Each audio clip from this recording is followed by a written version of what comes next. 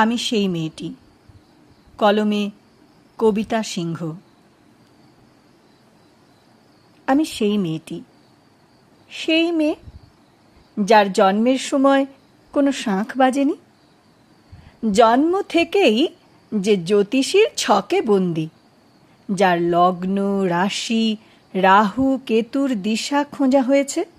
না, তার নিজের জন্য নয়, তার পিতার জন্য, তার ভাইয়ের জন্য, তার স্বামীর জন্য, তার পুত্রের জন্য। কিন্তু যার গর্ভ থেকে তার জন্ম, সেই মায়ের কথা বলেনি কেউ। আমি সেই মেয়েটি যে জন্ম থেকেই বিবাহের জন্য বলি প্রদত্ত, যার বাইরের চেহারা চোখ নাক মুখ ত্বক চুল রং নিয়েই কেবল দর কষাকষি। কালো না ফর্সা, খাঁদা না টিকালো, লম্বা না বেঁটে, কুতকুতে না টানা টানা। যার মাথার বাইরের জন্যই সকলের ভাবনা, মাথার ভিতরটা নিয়ে কারো কোনো মাথা ব্যথা নেই। আমি সেই মেয়েটি যে ছোট্টবেলা থেকে শুনেছে জোরে জোরে কথা বলতে নেই, ছুটতে নেই, চেঁচাতে নেই, হাসতে নেই, এমনকি কাঁদলেও লুকিয়ে লুকিয়ে। আমি সেই মেয়েটি যাকে বলতে নেই খিদে পেয়েছে, ঘুম পেয়েছে, ইচ্ছে করছে না, ক্লান্ত লাগছে, আর পারছি না, আর পারছি না। আমি সেই মেয়েটি খেলার জন্য যার হাতে তুলে দেওয়া হয়েছে পুতুল, পুতুলের আদল পাওয়ার জন্য, পুতুলের সংসার বানাবার জন্য। আমি সেই মেয়েটি যে জন্ম জন্মান্তর আগের প্রাগৈতিহাসিক জ্যোৎস্না রাত্রির স্বপ্ন দেখে এখনো আতঙ্কে চমকে চমকে উঠি। সেই অর্ধ দানব অর্ধ মানবের প্রস্তর কুড়ালে কাটা আমার সিঁথি থেকে ঝরতে দেখেছি রক্তধারা। আমার হাতে লোহার শিকল দিয়ে চিঁচিড়ে টেনে নিয়ে যেতে দেখেছি এক গোষ্ঠী থেকে আরেক গোষ্ঠীর দিকে। লুণ্ঠিত সম্পদের মতো জন্ম জন্মান্তরে আমি বীর্য শুক্লার চৈতন্য বহন করে নিয়ে চলেছি। আবার স্বপ্নভঙ্গে জেগে উঠে দেখেছি সেই রক্তের চেতনায় মেয়েরা যত্নে পড়েছে সিঁদুর, হাতে লোহার বালা। আমি সেই মেয়েটি যে গত কোন শতাব্দীতে 5 বছর বয়সে মালা দিল গঙ্গাযাত্রীর গলায়, কুলীন ব্রাহ্মণের 365তম স্ত্রীর অন্যতমা হয়ে স্বামীর গরবে হয়েছি গরবিনী।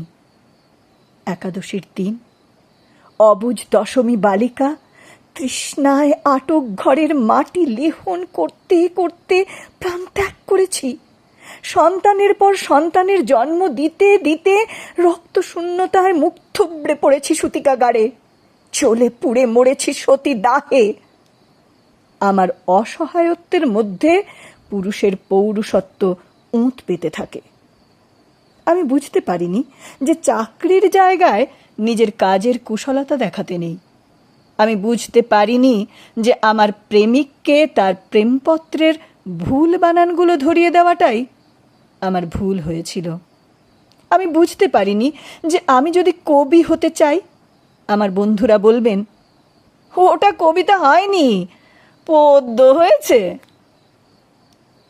আমি বুঝতে পারিনি যে একবিংশ শতাব্দীর সীমানায় এসেও এই পুরুষ শাসিত পৃথিবী বুদ্ধিমতীদের জন্য অপ্রস্তুত।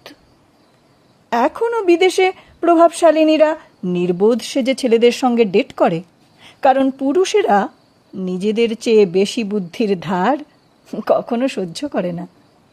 আমি সেই মেয়েটি যে দেখেছে একটি নারী কেমন করে নিছক মেয়ে ছেলে বনে যায়, চরিত্রের উল্টো দিকে হেঁটে যায় সফল স্বামীদের গিন্নিরা, শিক্ষার চেয়ে উজ্জ্বলতা পায় বেনারসি শাড়ির ফুলকি, বুদ্ধির চেয়ে দীপ্তিমান হয়ে ওঠে অলংকারের হীরা পান্না। আমি সেই মেয়েটি যে জীবনের কয়েকটা বছর কেবল ভুলের পর ভুল পুনরপি ভুল করে চলেছি। আমি বুঝতে পারিনি যে আমাকে এফিসিয়েন্ট হতে নেই।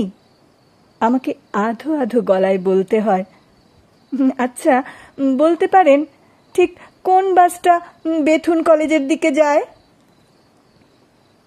আমি সোজা যে কোনো একটা ছেলের মতো ৭৮-এর সিতে উঠে পড়েছি।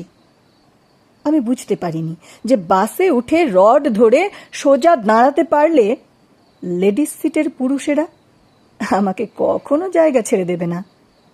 টাল সামলাতে না পারার ভান করে ঢলে পড়লেই আমার মেয়েলিত্ব ফুল মার্কস পেয়ে যেতে পারে। এভাবেই কিছু না বুঝতে বুঝতে আমি এত দূর চলে এসে আর ফিরতে পারিনি। এখন যে পাউডার লাগালে আমার অ্যালার্জি হয়, লিপস্টিক এত সুস্বাদু যে আমি লাগালেই বেমালুম খেয়ে ফেলি। এতদিন পরে আর কেঁচে গন্ডুস করে আমি ন্যাকা হতে পারিনি।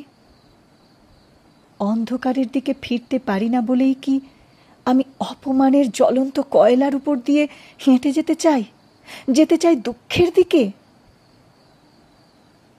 আমি প্রণাম জানাই সেই প্রথম আগুনকে, যার নাম বর্ণ পরিচয়, সেই অগ্নিশুদ্ধ পরম্পরাকে, সেই সব পুরুষ রমণীকে যাঁরা ১৯ শতাব্দীর অন্ধকার হাতলে জ্ঞানের শিক্ষা চালিয়ে এক জন্মেই আমাকে জন্ম জন্মান্তরের দরজা খুলে দিয়েছিল। আমি আজ চরিত্রের দিকে চলে যেতে যেতে খুলে ফেলেছি পণ দিয়ে কেনা বিবাহের ঝুটো গয়না, সংস্কারের বেনারসি, আমাকে ভুলিয়ে রাখার পানের বাটা, জর্দার কৌটো, আমাকে পায়া ভারী করানোর জন্য পিতা, স্বামী, শ্বশুরের পদস্থ পদবী। আমি আজ প্রেমের জন্য ফেলে যাচ্ছি আরাম, সোপার্জিত সাকান্যের জন্য ফেলে যাচ্ছি কৃতদাসীর চর্বচস্য, জেগে থাকার জন্য ফেলে যাচ্ছি ভাত ঘুম, যন্ত্রণার জন্য ফেলে যাচ্ছি সুখ, জ্ঞানের জন্য ফেলে যাচ্ছি অন্ধতা, আনন্দের জন্য ফেলে যাচ্ছি সাফল্য, অমৃতের জন্য ঐশ্বর্য। আমার হাতে জ্বলছে দিশারীদের শিক্ষার মহান আগুন। আমি সেই মেয়েটি। আপনারা নিজের দর্পণে দেখে আমাকে চিনুন, আমাকে চিনুন, আমাকে চিনুন।